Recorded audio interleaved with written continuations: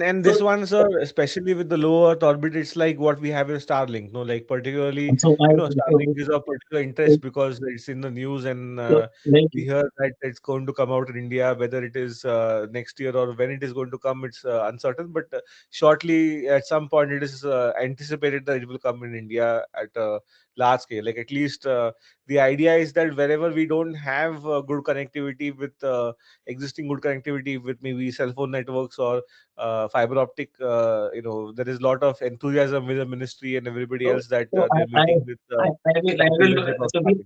I think you're opening the Pandora's box too quickly. And in the army jargon, you say you're jumping the gun. So there's an article, you should not jump the gun because you'll get fired.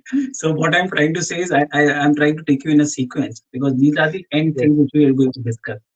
So now coming to the from the high Earth orbit to the medium Earth orbit, right? Medium Earth yes, orbit is closer to the Earth. Once it is closer to the Earth, the advantage is your signals will travel lesser distance and the delay will be less, and the yes. signal strength loss will also be less. From medium up, but see, as you come down, the speed of the satellite has to increase because it has to stabilize itself on the orbit. And Mm-hmm. then there are low Earth orbits because low Earth orbit is much nearer.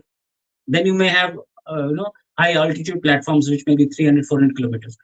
So, but to keep that low Earth orbit satellite in the orbit, it takes a lot of fuel, and it is quite fast, and it cannot be stationary like geo. So you will find, if you like, as you mentioned Starlink, you'll find a string of lights going in the horizon. So these are string of LEO satellites which are falling, so that if you are a user in geo satellites, one satellite was enough for a big area. For an Indian subcontinent, you've got one satellite. But here, since you've come down, so it's like a torch. If you keep it very high, the distance of the lit up area increases, right? But if you bring the torch down closer, so the lit up area becomes small. So the coverage is small. Hence, you need more number of satellites, say 500, 600 satellites to cover the entire globe country. So you always have a satellite on the horizon. If one moves, the next coming. There is a line of satellites Mm-hmm. covering a path.